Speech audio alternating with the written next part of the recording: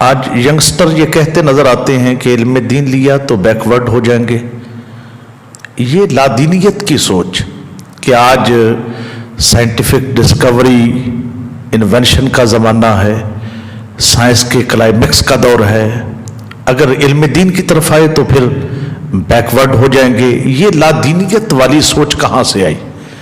Lord میکالے نے یہ بات کہی تھی، A generation memorized which will be Indian by birth and English by thought.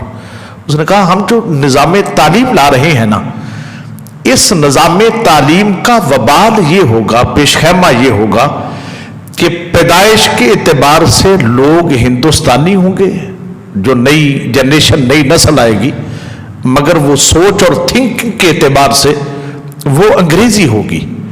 یہ اسی دینی تعلیم سے بے راہ روی کا نتیجہ ہے، اور اسی لادینی تعلیم کے اپنانے اور اختیار کرنے کا یہ وبال ہے کہ عالم دین کا تو مقام اللہ کے محبوب نے بیان ہی بڑا کیا ہے.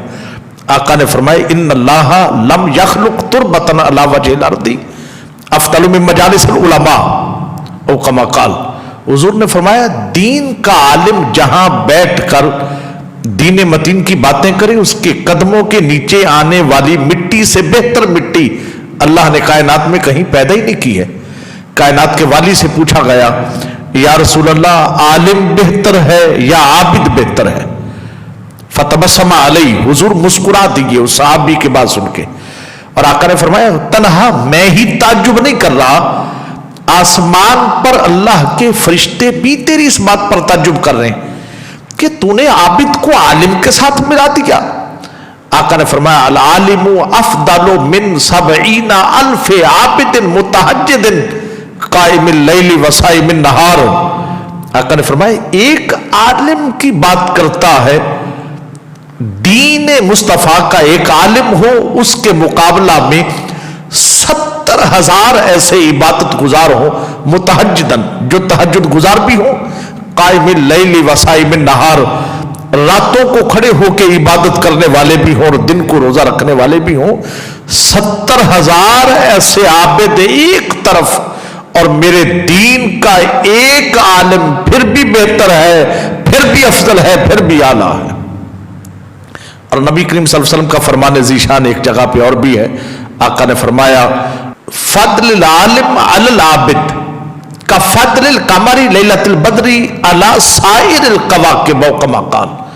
حضور نے فرمایا جیسے تاروں کے جھرمٹ میں 14ویں رات کے چاند کا مقام ہوتا ہے، فرمایا عبادت گزار شب زندہ دار بندوں میں دین مصطفیٰ کے عالم کا یوں ہی مقام ہے جیسے تاروں کے جھرمٹ میں 14ویں رات کے چاند کو اللہ نے مقام عطا فرمایا. اور ایک حدیث طیبہ میں آقا نے فرمایا فضل العالم علی العابد کفضلی علی ادناکم. آقا نے فرمایا دین کے عالم کا مقام عابدوں پر یوں ہے جیسے مجھ مصطفیٰ کو اللہ نے تم میں سے کسی ادنا بندے پر فضیلت عطا فرمائی ہوئی ہے. اور حضور کا فرمان ذیشان یہ الجامع الصغیر ہے، امام جلال الدین السیوطی کی جلد نمبر 1 کے صفحہ نمبر 27 پہ حدیث طیبہ نمبر 352 ہے. آقا نے فرمایا اذا اجتمع العالم والعابد علی الصراط، قیامت کا دن ہوگا، پل صراط پر دین متین کا عالم بھی آ جائے گا اور شب زندہ دار عبادت گزار بھی آ جائے گا.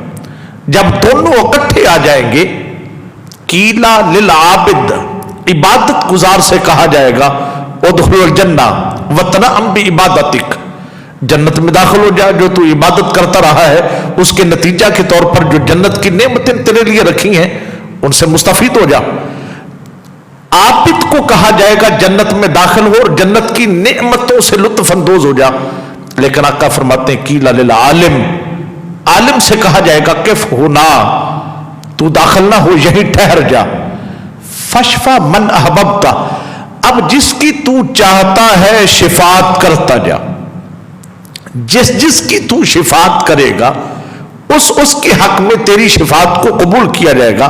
فقام مقام الانبیاء، اب اس کے کہنے پر، اس کی شفاعت پر اللہ تعالیٰ जिस की आलम दीन शिफात करेगा उसे जन्नत अता करेगा, और खुद ये आलम दीन इसे अल्लाह ताला जिस दर्जा में अल्लाह नबियों को रखेगा, जन्नत के उसी दर्जा में अल्लाह ताला दीन मुस्तफ़ा के आलिम को दाखिल फरमा देगा। और दीन मुस्तफ़ा के आलिम से बेजार होने वालों के लिए तस्वीर का दूसरा रुख भी है।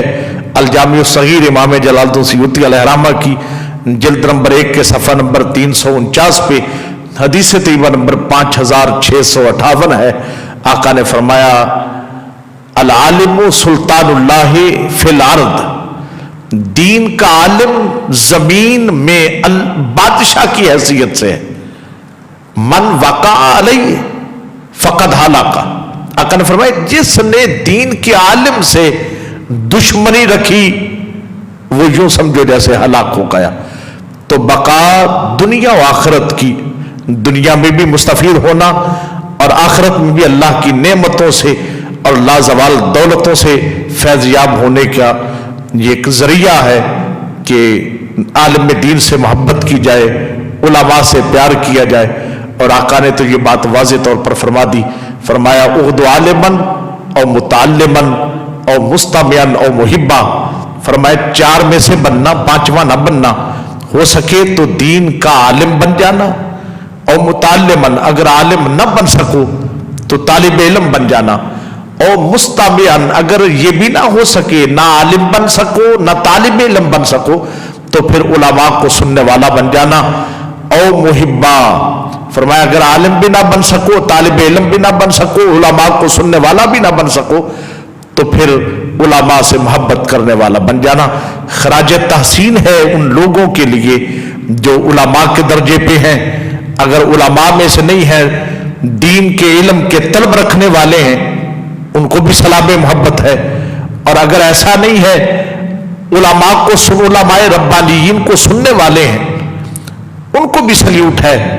और अगर इस नहज पर भी नहीं, तो कम से कम इतना है कि उलमा से मोहब्बत करने वाले हैं, तो उनके लिए भी अल्लाह की जनाब से बेपनाह बरकतों के और बेशुमार रहमतों के जो परवाने हैं वो ज़ुबान मुस्तफ़ा से जारी व सारी हुए।